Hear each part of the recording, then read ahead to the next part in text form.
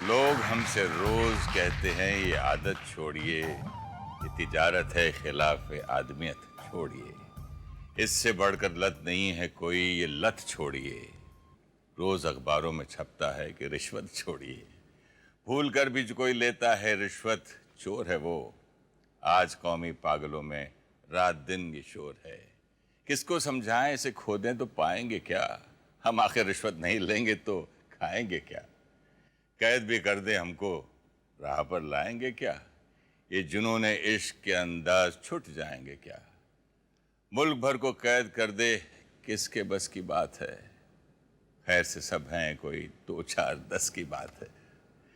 Corruption के खिलाफ जिसने आवाज़ उठाई, देश भर को बदलने की कोशिश की, आज एक ऐसी शख्सियत से आपको मिलवाते हैं आपके फेवरेट प्रोग्राम जीना इसी का नाम में।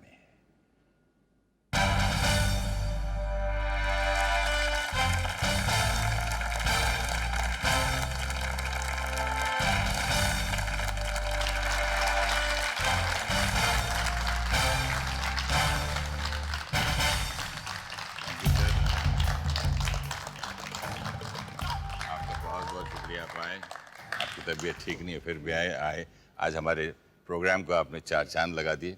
How you feeling now? वाह, अभी तो बहुत अच्छा फील कर रहा हूँ। आप बैठेंगे? तबीयत ठीक कर दी आपने। आपने हमारी तबीयत ठीक कर दी। अच्छा सर, आपसे बात करने से पहले कुछ आपके पॉलिटिकल करियर की तस्वीरें देखें।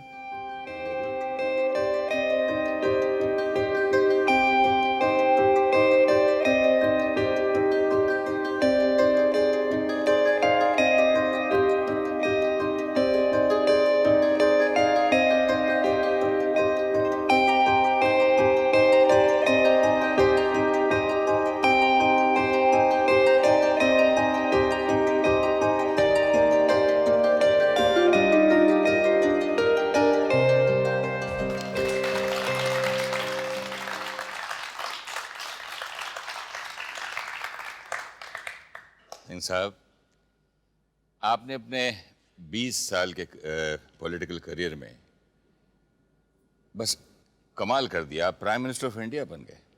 इसके पीछे आपकी पत्नी का कितना हाथ है? उनका जो भी हम किए उसमें उनका सपोर्ट रहा है। तो इसलिए जब मैं पढ़ता था, साइंस पढ़ता था, तो वो क्या कहते हैं कि मेरी कैलकुलेशन भी कर देती थी। मेरी कार भी धोती थी क्योंकि मेरा टाइम न जाए। अच्छा। तो इसलिए उनको ये कोई दिशा नहीं थी कि मैं पॉलिटिक्स में जाऊं या इसमें जाऊं उसमें जाऊं, उससे उनको मतलब नहीं था। जिसमें जाऊं उसमें वो साथ रहती। Very nice. सर, मैं आपके बेटे अजय साहब से रिक्वेस्ट करता हूं कि वो माता जी को ले आएं और साथ में आपकी पोती को भी ले आएं। अजय साहब।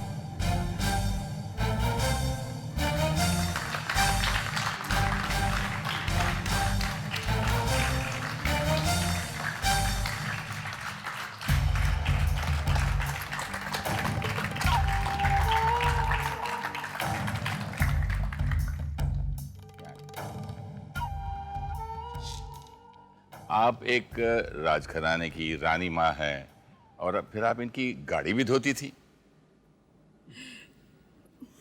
देखिए, आपको ये बता नहीं रही हैं। नेबर्स शिकायत करते थे कि ये मत करो, नहीं हमारे हस्बैंड से एक्सपेक्ट करेंगे यही करना। लेकिन जो आप बता नहीं रहे हैं, हम ऑडियंस को बता देते हैं। जी।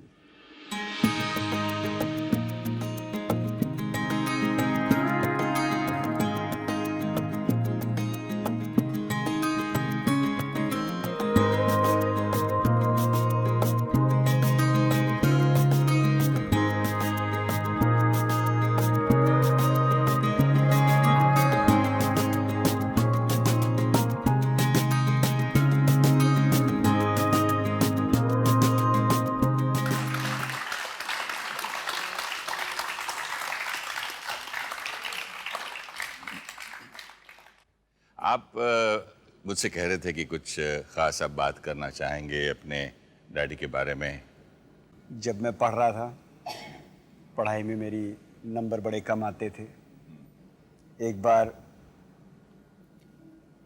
जब हाई सेकेंडरी का रिज़ल्ट आया तो मेरे नंबर बहुत कम थे। पिताजी से बहुत डांट पड़ी। उन्होंने ये कहा मुझे कि अगर तुम अपने बूते पे चपरासी बन जाओ तो बहुत बड़ी चीज़ होगी। उस टाइम तो बड़ा बुरा लगा जी। लेकिन उसके बाद उनके ये शब्दों ने मुझे इंग्लैंड भेजा। वहाँ मैंने सीए करा। बाद में बैंकिंग प्रोफेशन मैंने चूज़ किया। उसमें मेरा नंबर आया one of the best bankers in the world. Great. तो अगर ये उन्होंने न कहा होता तो शायद मैं कुछ न कर पाता। देखिए ना, लेकिन ये सब कहने के बाद मैं अपनी माँ के लिए भी कहूँगा कि she is the true unsung hero of the family. तो भाई आपने जो ये धोती पहना है, कुर्ता पहना है, ऐसे लग रहा है आप भी एक पॉलिटिशियन हैं। क्या आपने इन्हें कभी कहा नहीं कि भाई इस लाइन में आ जाएं, या आपके? नहीं, बच्चों ने जो फैसले किए अपने किए।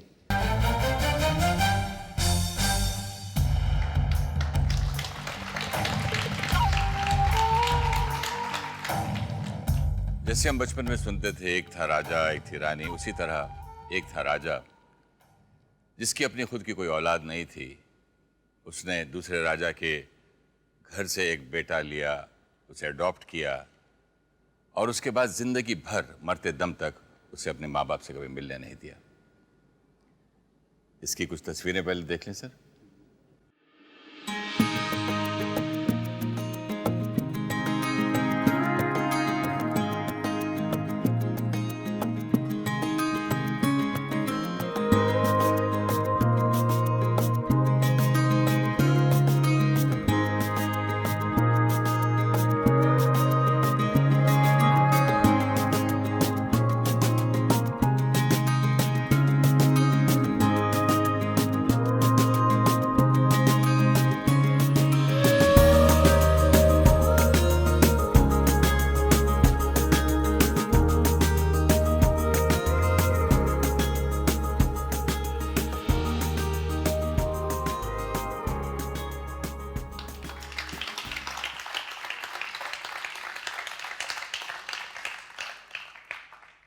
सिंह साहब, जब आपको अडॉप्ट किया गया, आपको एक पिता तो मिले, लेकिन कहीं माँ की कमी महसूस नहीं हुई?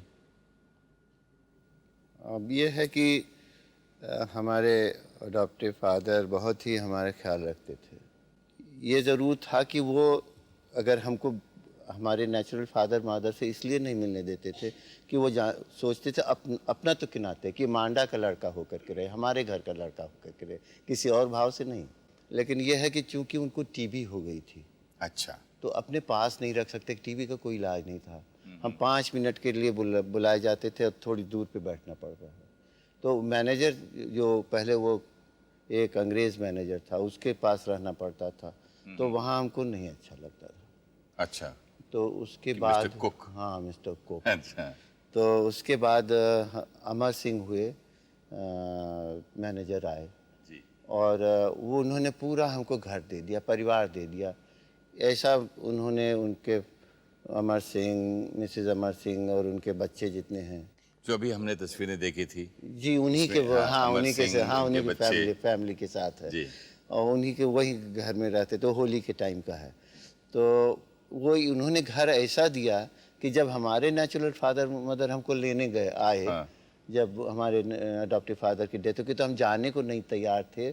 रोना शुरू किए, कुर्सी पकड़ के रहे। तो फादर बैठे थे हमारे 1 घंटा तक तो ये नाटक देखे। फिर कहे कि ये घर का बच्चा है, उठा के ले चलो। फिर उठा के गाड़ी में रख लिए और फिर रोज शाम को हम रोते थे। तो उन तस्वीरों में से एक बच्चा आपसे मिलना चाहता है, बुलाएं। जी बोले, जरूर बोला। आइए प्लीज।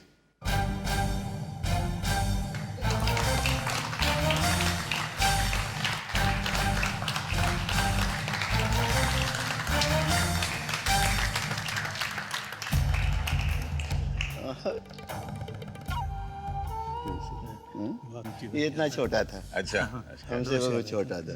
इधर आ जाइए। आप ये बताइए आप दोनों का रिश्ता क्या है? अच्छा, ये मेरे बड़े भाई हैं जी। और मेरे फादर वहाँ पे इलाहाबाद में मैनेजर कोर्ट अवार्ड्स थे। हाँ हाँ। और वो ही इनके गार्जियन थे। बहुत ही बड़ी बात है कि किसी और के बच्चे के लिए कोई माँ खाना चखे पहले कि कहीं जहर तो नहीं मिला हुआ है, मतलब खुद रिस्क ले। ये आप ही की माता जी करती थी? हाँ जी, वो हमारी माता जी बहुत बड़ी करती थी बात। तब। कि ये था कि इनका लाइफ का थ्रेट था, तो उनको हमेशा वो इनको खाना जो था खुद जाग के वो देते। तब से इनकी लाइफ का थ्रेट था? जब शुरू से ही, जब से ये वहाँ पे इलाहाबाद में आए थे, जब ये हमसे जब बिछड़े, हाँ। तो हम लोग बहुत दुखी थे। मेरे फादर बहुत रोते थे, मदर भी बहुत थी। एड्रेस भी नहीं देते थे, बोले ही नहीं कहाँ गए, तो आई डिडंट नो कैसे कांटेक्ट करें। तो फिर हमें ग्रेजुएट हो गया, उसके बाद एक कार्ड हमको मिला, इनविटेशन कार्ड, और बस उसी रात हमने ट्रेन पकड़ी। मुझे माफ़ी चाहता हूँ, मैं आपसे एक चीज़ मैं भूल ही गया। मैं कब से आपका वो किला मांडा का फोर्ट देखना चाहता था और लोगों को भी दिखाना चाहता था। एक नज़र देख लें?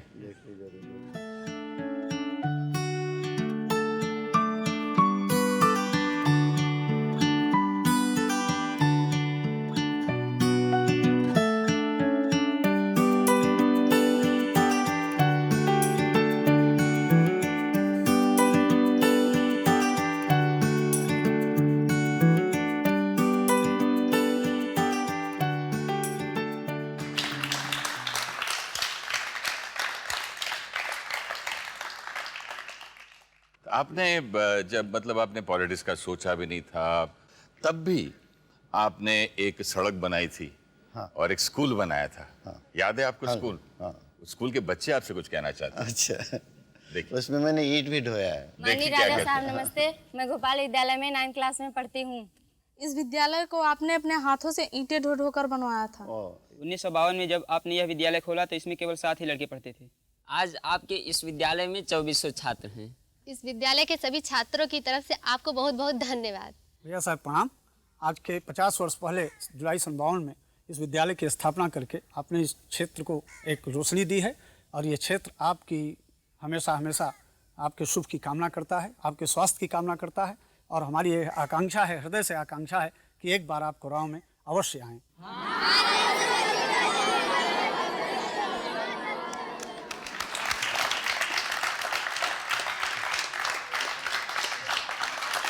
एक गरीब आदमी हैं, छोटे से गांव से आए हैं और काफ़ी उम्र में बड़े हैं, लेकिन वो कृष्ण की सुदामा है। कहते हैं मैं सुदामा हूँ, आपसे मिलने आए हैं। सुदामा जी आइए।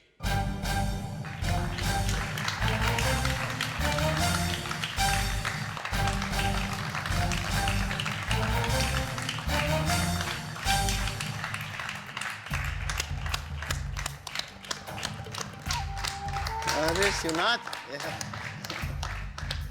हमको दिखाई नहीं दे रहा है। हेलो भैया हाँ?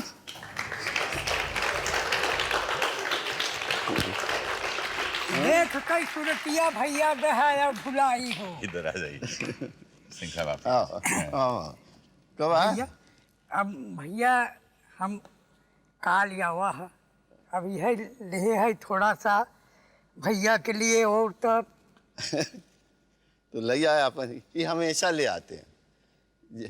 भैया तो हर हाथे के जरूर खा। अरे और कम से कम दिल्ली में अपन बोली बोले के तो मिली वहाँ।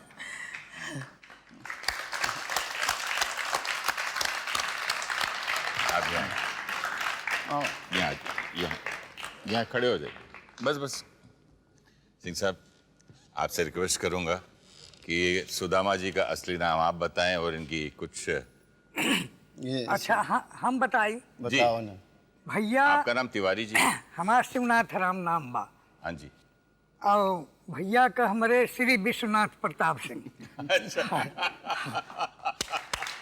अच्छा सुने भैया, हम सुनाई तो वही हम महासंकट में रहे, मेरे पैर में फोड़ा हो जा रहा।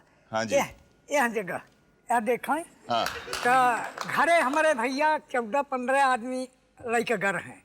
आपन मैनेजर उनेजर जौन कारोबार रहे, सेना सिपाही, तो वो लोग कहें कि हम धो भैया कहन कि नहीं हम अपने हाथ से धो शिवनाथ राम, तो भैया का हम हाथ दोनों पकड़ लिया। तो भैया हम कहन कि नहीं शिवनाथ राम हाथ छोड़ दे और हम अपने हाथ से, तो भैया हमारे पैर अपने हाथ से धो। आपके पाँव में जो फोड़ा था आप चल नहीं पा रहे थे, तो हमारे भैया जौन बा हमके अपने कांधे पर ले गए और हमार दवा कराएं, मलहम पट्टी जौन बतावा है ओके वो कहें। तो वो जौन बा हम गरीब मनई हमारे पास का रहे, तो हम भैया के जौन बा ये आम ले आई, जामुन ले आई खवाओ के। अच्छा, आम और जामुन लेके कभी आते थे? खाली हाथ नहीं आए। भैया हमार महासंकट में रहे, तो सोमनाथ शंकर जी के 48 घंटा के कीर्तन माना कि हे भोले बाबा हमार लाज राख भैया का हमारे संबंध जौन बा आधी आयु हमार दे दे भैया के, और भैया खूब स्वस्थ रहे। अच्छा, जो आप नदी में साथ साथ खेलते थे, तैरते थे, कूदते थे, वो बात बताइएगा। नदी में जौन बा तो जैसे कि इतना ऊंचा करार रहे वहाँ से कूदा जाए और काफी उसका पौड़ा जाए। अभी हाथ रहे नहीं तो मैंने बताई थी। लाइए मैं पकड़ लेता हूं, आप बताइए कैसे। अभी समझ लें कि जैसे कि अब कूदत जाए वहाँ से ना, जी। कूद के तब पुण्य करे बाद तब ऐसे जौन बा ऐसे।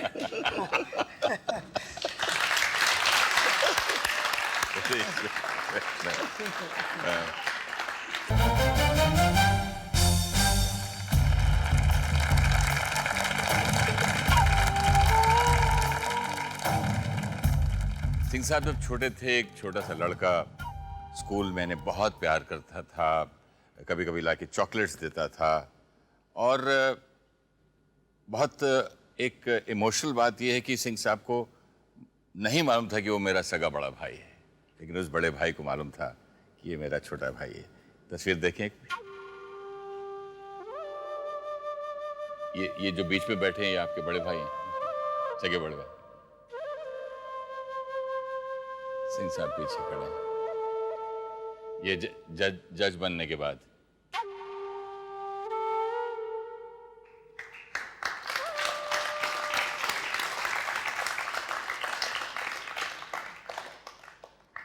सिंह साहब, एक छोटे से बच्चे के क्या एक ट्रॉमेटिक एक्सपीरियंस नहीं है ये कि उसको कितना दर्द होता होगा कि मैं, मेरा सगा छोटा भाई है लेकिन मैं इसे मिल नहीं सकता, बात नहीं कर सकता, बता नहीं सकता। मुझे याद है कि एक दिन हमको जो रेसेस होता है लंच के लिए, एक लड़का है हमसे बड़ा, और हमको मैग्नोलिया आइसक्रीम तब चलती थी, तो क्वालिटी वगैरह नहीं था, तो वो एक आइसक्रीम दिया। अच्छा। और फिर वहीं बता दिया कि हम तुम्हारे बड़े भाई हैं। कैसा लगा आपको? बहुत अच्छा लगा, और कहा तुम घर में मत बताना, नहीं तुमको दूसरे स्कूल में डाल देंगे। ऐसा मतलब? और फिर यही नहीं, वहाँ पर पनिशमेंट मिलता था कि सम अरिथमेटिक सम गलत हो जाए, स्पेलिंग हो तो इतने बार लिखो और वो कर ले आओ। तो सैटरडे संडे छुट्टी होती थी, मंडे को लाना पड़ता था, तो फ्राइडे को हमारी सब कॉपीज ले लेते थे, हमारे सब पनिशमेंट वही लिखते थे। इसीलिए जब उनकी डेथ हुई डकॉइट्स की, निमारा, जब हम चीफ मिनिस्टर थे, तो हमको लगा जैसे हमारे जब बचपन थे तो हमारे लिए हमारी सज़ा वही भोगते थे, शायद मेरी सज़ा उन्होंने अभी भी वही भोगी है। ये डेकॉइट्स ने क्यों उन्हें मारा? मतलब वो कोई आपने उस जमाने में एक वो दिया था कि मैं डकैती खत्म नहीं, कर उससे दूंगा। नहीं था, उससे नहीं था। वो असल में कुछ उनको भ्रम हो गया। वो गए शिकार में, तो लौट रहे थे, तो ये डकॉइट्स बंदूक के पीछे रहते हैं कि नहीं जाने कौन है कि बंदूक ले लेंगे। और बच्चों ने शिकार का प्रोग्राम है, एक दिन टाल गए, दूसरे दिन गए, वो गए, लौटते वक्त जो है वो एम्बुश डाला डकैतों ने, और उसी में फायरिंग में उनके ऊपर पूरे बुलेट्स लग गए। अकेले थे वो बच्चे थे उनके साथ, उनको लगी और वो हमारे भतीजे को। तो एक भतीजे सरवाइव किए। तो वो आपसे कुछ बात करना चाहेंगे?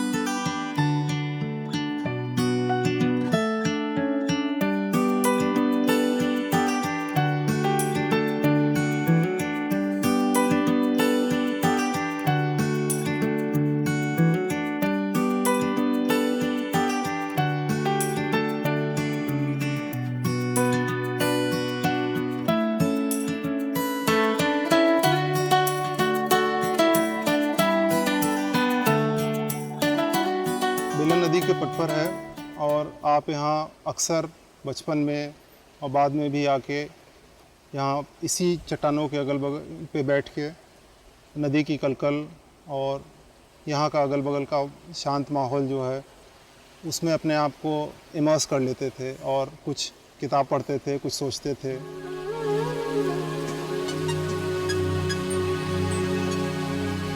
आपको तो मालूम ही होगा कि यहाँ जब सूरज डूबता है तो कितना अच्छा लगता है। आपने यहाँ कई फिल्में भी बनाई, पेंटिंग भी आपने यहाँ कुछ किया और शायद आपके पास कुछ फ़ोटो भी यहाँ की रखे हुए हैं बहुत पहले की, जो आपने सुपर 8 कैमरे से खींची थी यहाँ पट पर की। हम लोग सब चाहते हैं कि आप यहाँ फिर एक बार आएँ। ये दुनिया में मेरे लिए सबसे प्यारी जगह है। दुनिया में सबसे प्यारी चीज़ है। सबसे प्यारी जगह।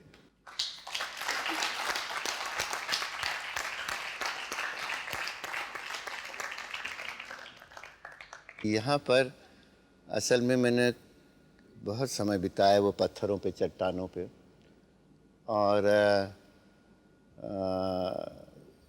जो एक प्रकृति के साथ एक साथ होने का था, यहीं इसका आभास होता था और वो आनंद जो है फिर और कहीं नहीं। वहीं पढ़ते भी थे, अपने बीए की सारी पढ़ाई मैंने वही चट्टानों पे की। मैं एक कुछ लाइनें ऑडियंस को सुनाना चाहता हूँ 2 मिनट के अंदर। वक्त क्यों नहीं ठहरता है, अरे ठहरने के लिए तो दर्द चाहिए, इसीलिए वक्त के पीछे भागने वाले बड़ी बेदर्दी के साथ सामने से गुजर जाते हैं। बहुत खूबसूरत है। आपको पसंद है? ये कविता सिंह साहब ने लिखी है। आप लोगों को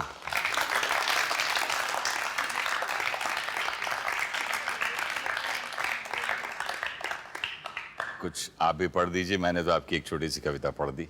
और देखिए, हमको कवि सम्मेलन में तो बुलाते नहीं हैं ज़्यादा, इसलिए याद नहीं रहती है।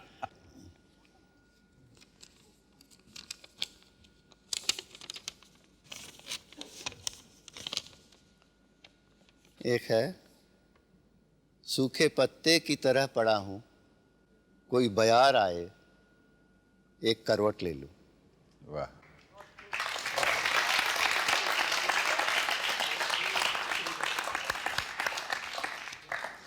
आज चिड़ियाएं बहुत चहक रही थी, उनको कैसे मालूम हुआ कल रात क्या हुआ था?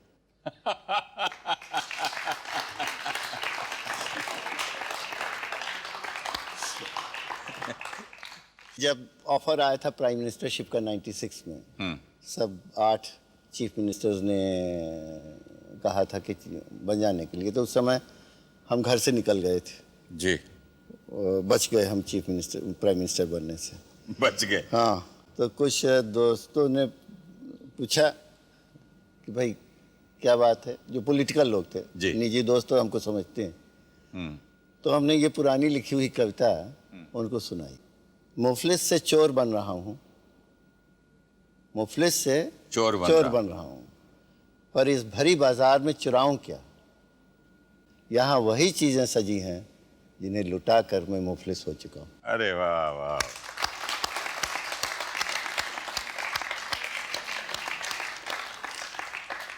आपके एक खास दोस्त बहुत दूर से, न्यूजीलैंड से आए हैं, हमने उसे बुलाया है। खास दोस्त कह दिया तो हमको मालूम हो गया। न्यूजीलैंड से आए हैं, आइए।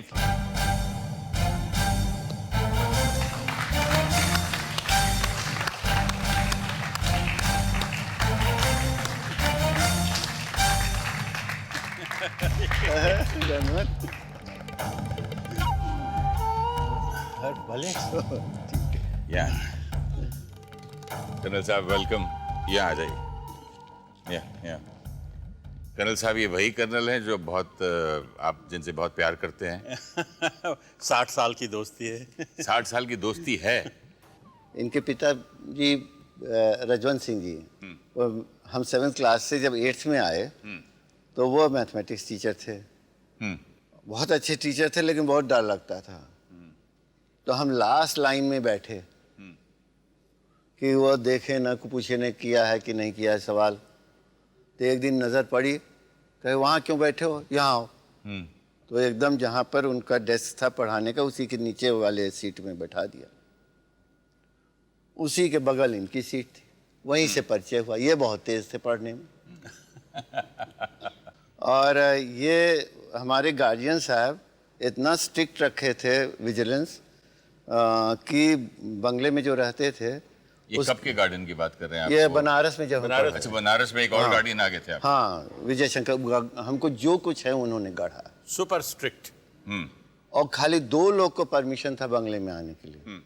एक ये थे और एक और थे अंबिका सिंह, बस। और कोई भी हमसे मिल नहीं सकता। क्यों, ऐसा क्यों? बस उनका वो था कि बस। और 6 साल में हमको खाली 2 पिक्चर्स दिखाए, 2 सिनेमा हम देखे हैं। कौन सी? आप तो सिनेमा जगत के हैं। 6 साल में उन्होंने 2 सिनेमा दिखाए, वो भी कि जनरल नॉलेज हो जाए सिनेमा हॉल्स का। और जब संत ज्ञानेश्वर ऐसे आया तब दिखाया। आप जब आपको याद है आपने एक इलेक्शन लड़ा था स्कूल कॉलेज? हाँ, जिसके खिलाफ पहला तो यही। हाँ, हाँ। वो देखिए साहब क्या कहना चाहते हैं आपसे। हमारे हेड प्रीफेक्ट थे। हेलो विश्वनाथ जी, नमस्कार। मुझे तो ये विश्वास है कि वह चुनाव आप जीते और मैं हारा। इसका कारण आपका सद्व्यवहार, आपकी मृदुभाषिता और आपकी सादगी थी। मैं कुछ पहलवानी भी करता था, पढ़ाई लिखाई खेलकूद के साथ। तो अब शारीरिक बल के आधार पर और अपने पहलवान मित्रों के साथ मैंने छात्र वोटरों को डराना धमकाना शुरू किया कि अगर हमें वोट नहीं दोगे तो तुम्हारा बुरा हाल होगा। जिसका क्या नतीजा हुआ वह तो चुनाव का परिणाम ही बताता है कि मेरे सारे वोट कट गए और वो जा कर के आपको समर्थन दिए।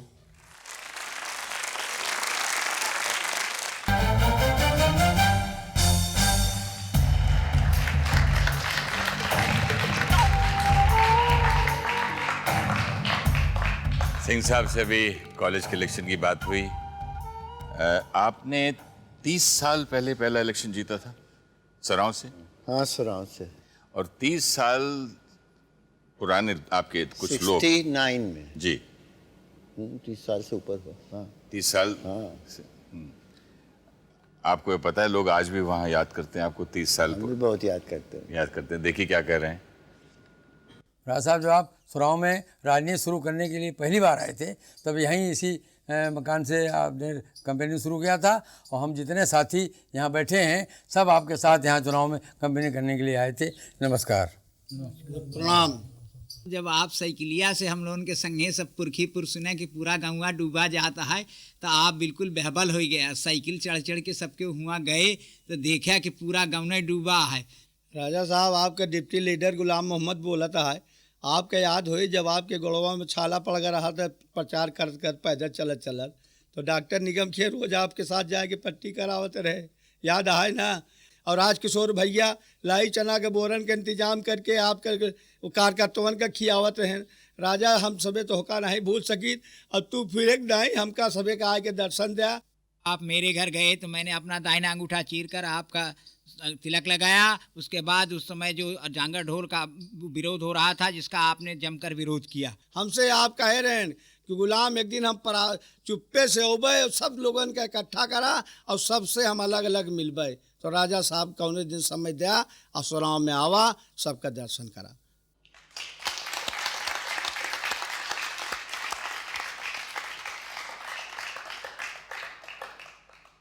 सिंह साहब, ये कांग्रेस आई से आपने जो इलेक्शन जीता तब आप इंदिरा गांधी जी के काफ़ी करीब थे, उनको बहुत सपोर्ट किया, यहाँ तक कि इमरजेंसी में भी उनके खिलाफ आपने आवाज़ नहीं उठाई। तो अचानक फिर ये जो राजीव गांधी जी से मतलब आप कैसे दूर हो गए? ठीक है, इंदिरा जी के हम बहुत एहसानमंद हैं। उन्होंने एक बच्चे की तरह हमको रखा जी। और जितना उन्होंने प्यार और ख्याल रखा शायद ही किसी ने रखा। और इसीलिए जब वो नहीं रहीं तो हम एज फिनेंस मिनिस्टर पूरा अपना फ़र्ज़ समझते थे कि राजीव जी को हम पूरी जो भी हमारी शक्ति है उनको मदद करें, उनको काम कराएं। बहुत इज़्ज़त करता था, उनके लिए लड़ता था कि इंदिरा जी से भी बेहतर नेता हमारे राजीव गांधी है। अपने दोस्तों से लड़ाई हो जाती थी, कहाँ है रणमत, इनसे लड़ाई होती थी। लेकिन कुछ घटनाक्रम ऐसा हुआ कि कुछ चीज़ें पे मतांतर हो गया, खासकर वो पनडुब्बी का मामला आया, उस पर हमारे पास सूचना आई अपने ही एम्बेसडर से कि इसमें जर्मन ऑफिसर ने बताया कि 7% का कमीशन है किसी इंडियन एजेंट को दिया जा रहा है। उस पर हमने इंक्वायरी की, उस पर पता नहीं क्यों राजीव जी की नाराज़गी हुई और वो जाहिर हो गया प्रेस में, इससे और भी उनकी नाराज़गी हुई। और वहीं से हम सोचे कि जब उनकी इतनी नाराज़गी है तो हमारा उचित नहीं है कि हम कैबिनेट में रहें, अपना इस्तीफ़ा दिया। और उसके बाद तो सब प्रेस में आया हुआ है, कोई नई चीज़ नहीं। फिर आपने फिर इस्तीफ़ा दिया, फिर उनके खिलाफ लड़े, फिर उनकी गवर्नमेंट भी गिरा दी। वो ऐसा है कि मैं कांग्रेस से न निकलता, हमको एक्सपेल किया गया, हमारे पास कोई चॉइस नहीं रही। आप अगर कांग्रेस से नहीं निकलते तो अगर हमको एक्सपेल न करते तो कांग्रेस से नहीं छोड़ते, हमको एक्सपेल कर दिया गया, तो हमारे पास कोई चॉइस नहीं रह गया था। जी सिंह साहब, जब आप कांग्रेस के खिलाफ लड़ रहे थे, उस जमाने के आपके एक दोस्त थे, उन्हें बुलाएं प्लीज। जरूर जरूर। Vishwanath, I am sure that many who are watching this program would like to know how the Jan Morcha came into existence, an episode which took place 12 years ago, but I am sure to you as to all of us, it seems as if it happened yesterday. The Jan Morcha, of course, was an accident. None of us had planned to revolt against Rajiv or to leave the Congress. And whilst all the conspiracy theories were going around, it was, I think, the Gyani Ji episode which really brought us all together. What everyone doesn't know is that both you and I, through emissaries, had assured Rajiv that we had nothing to do with Gyani Ji's plan, or rather Gyani Ji's fight with Rajiv at that time. But I think that as soon as the presidential elections were over, we were all expelled from the party and the Jan Morcha came into existence. It happened by accident, but as things worked out, it was the best time of our lives. This is to wish you well for the future.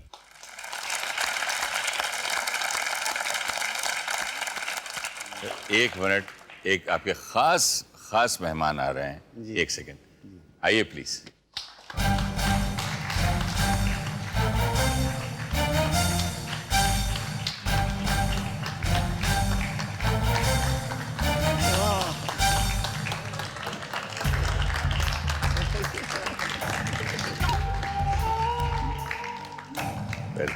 Welcome sir, thank you so much for coming. Thank you.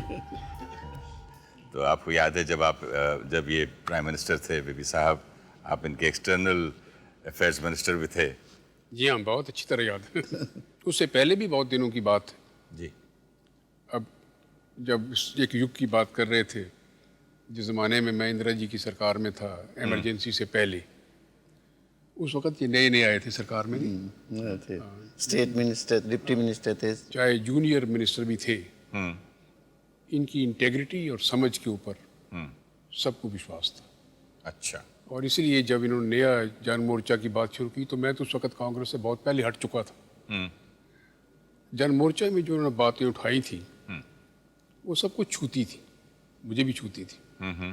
खासकर corruption के मुतल्लिक जो उन्होंने बात उठाई, तो उससे रिश्ते में और तब्दीली। गुजराल साहब नहीं बता रहे हैं। नहीं बता रहे हैं। जब कोई पेचीदा सवाल होता था, हाँ जी। और ऐसा जिसमें कि बहुत ही बैलेंस्ड और दूर दृष्टि वाला एडवाइस चाहिए था, हाँ।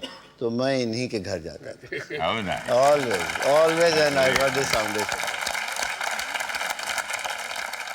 ये रिलेशनशिप बड़ी वैल्यूएबल है। मेरे ख्याल में 96 में इन्होंने देश पे बहुत जुल्म किया था, क्योंकि जब हम सब लोग मिल के बैठे थे और फैसला किया था यूनानिमसली कि वीपी सिंह फिर प्राइम मिनिस्टर बने, तो ये मिलते नहीं थे किसी से, ये अपने घर से भाग गए थे। आपने ऐसा क्यों किया सिंह साहब? और अब कहाँ गए थे, छुप कहाँ गए थे? वो तो हम रिंग रोड पे घूम रहे थे जिसमें लोकेशन न मालूम हो। जब हम पहले कहे थे कि हम प्राइम मिनिस्टर नहीं बनेंगे पहले, उसके बाद ऐसे दबाव, इसी तरह का दबाव पड़ा था कि नहीं, हम लोग सबका उसके अंदर शिरकत है, आपकी अकेली जीत नहीं है, तो आप ये नहीं कर सकते। कई चीज़ें आई, तो हमने स्वीकार कर लिया। तो उस समय तो खैर कोई नहीं बोला, सब तारीफ किए कि हाँ यही होना चाहिए था। मंडल के बाद सब कहने लगे कि ये कहे थे कि हम प्राइम मिनिस्टर में नहीं बन गए, तो ये ऑफिस की लालच इनकी बहुत बड़ी है, ये एक लोगों ने क्रिटिसिज्म शुरू किया, तो उनको हमको पूरा जवाब देना था। एक बहुत बड़ी कंट्रोवर्सी रही है मंडल कमीशन की।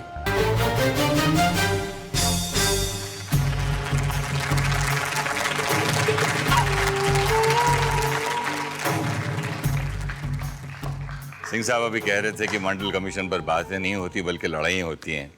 ये लड़ाई होने से पहले इनके एक सपोर्टर को हम बुलाते हैं। आइए सर।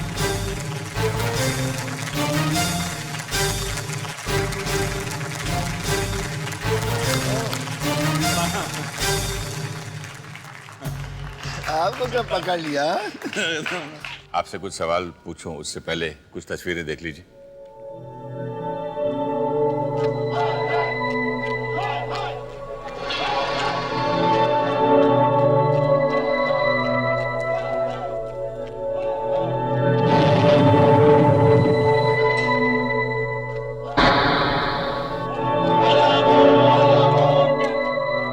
वीपी सिंह जी, आज से 12 साल पहले जब आपने ये मंडल कमीशन की रिपोर्ट लागू की थी, तो जब उसका विरोध हो रहा था हर जगह, तो आपकी सरकार ने छात्रों को डंडे से, गोली से, हर तरह से दबाने की कोशिश की।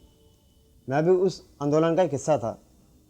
मैं भी उसके विरोध में 8 दिन तक अपने कॉलेज के बाद भूख हड़ताल पर बैठा रहा अपने साथियों के साथ। लेकिन उन 8 दिनों में किसी ने, सरकार ने हमें नहीं पूछा, किसी प्रशासन ने हमें नहीं पूछा, हम मर रहे थे। तो जब 8 दिनों तक हम जी के मरते रहे, तो फिर हमने सोचा कुछ ऐसा क्यों ना किया जाए कि जिससे कि आम लोग भी हमारे बीच में जुड़े हमारे आंदोलन से।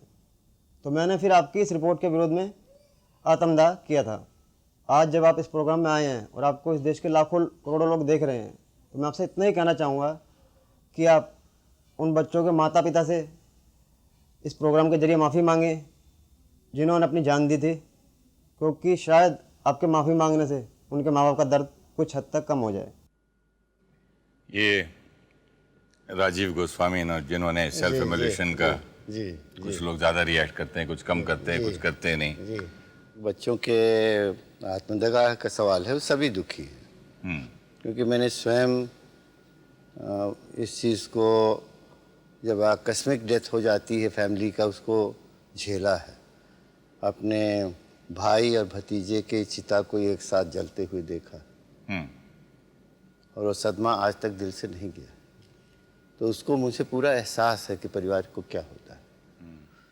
और उसी समय मैं टीवी पे गया था, पार्लियामेंट में ही कहा था कि बच्चों, अगर तुमको मुझसे लड़ना है तो जिंदा तो रहो। सही बात, अपनी जान क्यों लेते हो? अपील की थी। लेकिन ये कुछ अखबारों के उत्तेजना पूर्वक जो खबर दी गई, जाने उससे गई। और गोली का हमने तो ये दिल्ली पुलिस को यहाँ तक कहा था कि गोली तक नहीं छुकी थी। एक जगह फायरिंग हुई थी, जब हम कहे थे कि तुम्हारी जान पे आ जाए पुलिस के, तब फायरिंग करना। नहीं तो मतलब वो आत्मदाह कुछ हुए, कुछ तो जेन्युइन है, कुछ नहीं हुए, क्योंकि इंडिया टुडे ने इस पर पूरी रिपोर्ट लगाई। खैर, उस मामले को आप यूँ देखें जी, हमारे पास पिछड़े वर्ग के बच्चे आए थे और कहिए तो हम लोग जवाब दें। हमने कहा नहीं, जब तक हम हैं तो क्यों जवाब दोगे? सही बात। तो उन्होंने जो कहा कि साहब हम लोग नौजवान नहीं हैं क्या? क्या सब अखबार लिखता है ऑल यूथ अगेंस्ट वीपी, हम क्या 80% यूथ हम। ऑल यूथ कहाँ से है? मतलब उन्होंने कहा सवाल ये हमारी गिनती नहीं, और सवाल ये नहीं है कि मतलब आपने संविधान के तहत दिया हमको आपने संविधान के तहत दिया तो आत्मदाह करते हैं, तो हम इस धरती के बच्चे नहीं हैं क्या? सही बात। सवाल ये है कि 30% और 27% आरक्षण का सवाल नहीं, समाज के अंदर 1% भी उनके दिल में हमारी जगह है कि नहीं। ये अगर ज्वालामुखी पल रहा है 80% नौजवानों के, तो एक दिन विस्फोट होगा, उसको संभाल नहीं हो पाएगी। और ये हजारों साल से जिनको आप सजा दी है, उनको तो न्याय देना होगा। जन्म के आधार पर सजा दी है तो जन्म के आधार पर उनको उसका न्याय भी मिलेगा। और अब तो बात यह है, सुप्रीम कोर्ट एक तो निष्पक्ष होता, उसने फैसला कर दिया। सुप्रीम कोर्ट के जज को जनता दल का टिकट चाहिए था और वो उच्च वर्ग के अपर कास्ट के जजेस थे उसमें, और भी थे। और अब सब पार्टी ने भी मान लिया। जो प्रधानमंत्री जाता है सामाजिक न्याय की बात करता है लाल किले में। और अब किसको कहें, अटल जी भी मोड़ मुड़ा लिए हैं, यही मंत्र ले लिए हैं। अब सब ने स्वीकार कर लिया है इस बात को, तो अब कोई बहस उसमें नहीं रह गई। और पत्रकारों ने जिस तरह किया, अगर उसका 10% भी जो सुप्रीम कोर्ट जजमेंट ने दिया, 10% भी लगते अखबार लिखते, तो इन बच्चों की जान नहीं जाती। उस समय में तो हमारी मिनिस्ट्री थी जी, सोशल वेलफेयर मिनिस्ट्री थी और बीपी सिंह जी प्रधानमंत्री थे। मैं एक बार बात कहता हूँ कि इस देश में नेता की कमी नहीं है, नीति की भी कमी नहीं है, सबसे बड़ा कमी है नेताओं के नियत का। लेकिन इस देश में एक नेता है जिसका नाम बीपी सिंह है, जिसके पास में नेतृत्व की भी क्षमता है, नीति भी है और नियत भी साफ है। और जब कोई आदमी नियत से काम करेगा तो कंट्रोवर्सी तो होगी। इस देश में राम को किसी ने माफ़ नहीं किया, कृष्ण को किसी ने माफ़ नहीं किया, बुद्ध किसी को माफ़ नहीं किया है। मरने के बाद जी आदमी नाम लेता है। इस देश में कितने प्रधानमंत्री आएंगे जाएंगे, लेकिन हजारों साल के बाद कुछ एक प्रधानमंत्री होंगे जिनका नाम लोग लेगा। अच्छा, दूसरी बात है कि मैं एक चीज पर्सनल संबंध में कहना चाहता हूं कि आपने अपने इसका नाम रखा है जीना इसी का नाम है। सही बात। तो मैं एक प्रश्न भी उसमें पूछिए कि जीना किसका नाम है, जीना किसके लिए? जी, जीना अपने लिए कि जीना दूसरों के लिए? सही बात। और यदि जीना दूसरों के लिए है तो उसी का नाम बीपी सिंह है। अरे वाह। एक हमारे आजकल बहुत ही इस प्रोग्राम में एक बहुत फेमस पर्सनालिटी है, काफी फेवरेट हो गए हैं, जरा वो कुछ कहना चाहते हैं, देखिए।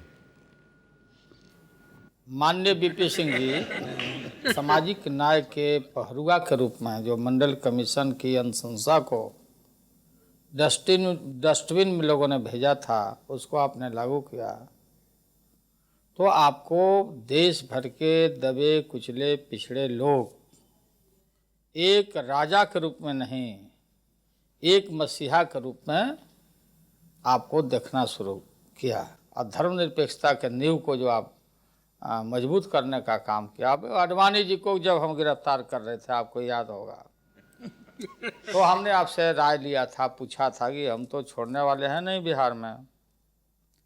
तो आपसे फिर अंतिम समय में बात हुई और आपने कहा निश्चित रूप से आप कार्रवाई करिए।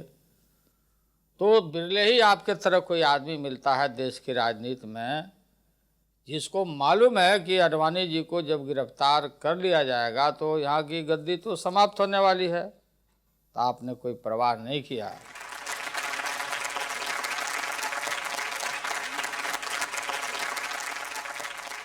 तुम्हारी ही मर्जी का हुक्म दूंगा ताकि मेरी हुकूमत चलती रहे।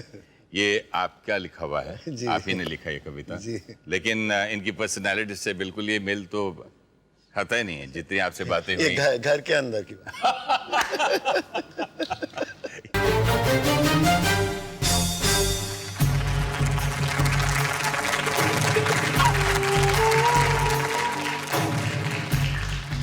सिंह साहब के टैलेंट्स की कुछ और बात करने से पहले देखिए कुछ।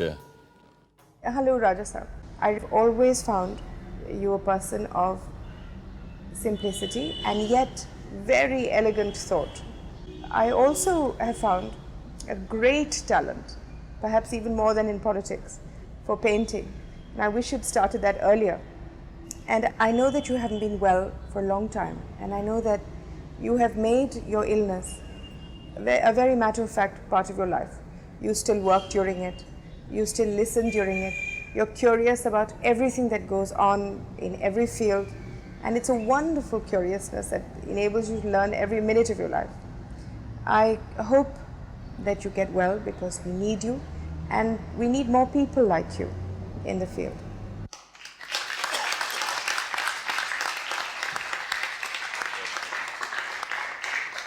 ये एक एडमायरर तो ये कुछ कह गई, एक पर्सनली आए हैं, उन्हें बुला लिए। आइए।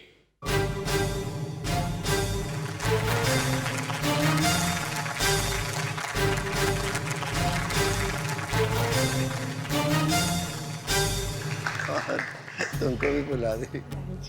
Happily. आप ये जानी मानी पेंटर हैं, आपकी मित्र भी हैं। पॉलिटिशियन से तो हम लोग इतना कतराते रहे हैं सारी उम्र, उनसे दूर रहते रहे हैं, पर किसी का दर्द अपना बना लेना, और वो हम जानते थे इनके बारे में और बहुत ज़्यादा एडमायर करते थे कि इनका दिल जो है, जिस ख़ानदान से आए हैं फिर भी इन्होंने अपनी ज़मीनें दे दी, इनके दिल में गरीब का दर्द है। What do you think about his paintings? आपने देखी हैं, इसलिए तारीफ तो नहीं करते क्योंकि प्राइम मिनिस्टर की पेंटिंग्स हैं। बिल्कुल नहीं। मेरी मदर के सेंटर में एकेडमी ऑफ फाइन आर्ट्स में इनका पहला एकल शो हुआ था 70 पेंटिंग्स का, और उसमें दोनों यहाँ अपने हाथ से लगाई हैं पेंटिंग। वो कोई शो इतना पॉपुलर हमने नहीं देखा। 1000 लोग ओपनिंग में आए, 500-500 लोग रोज देखने आते थे। It was a great privilege for us. 1000 लोग देखने आते थे, 500 देखने आते थे। हम भी कुछ देख लें? बहुत बढ़िया काम है। देखते हैं पेंटिंग्स।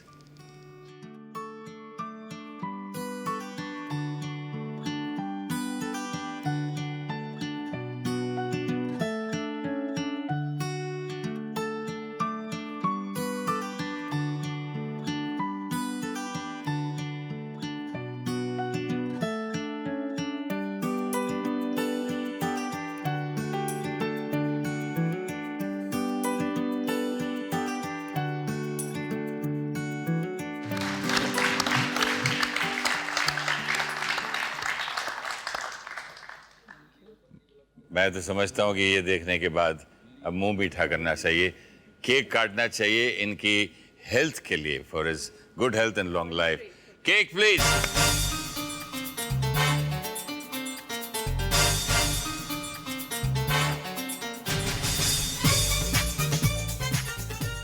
आज सिंह साहब की जिंदगी के अनुभव, उनके एक्सपीरियंसेस को देखकर, जानकर रेड्डी साहब की कुछ लाइनें याद आती हैं।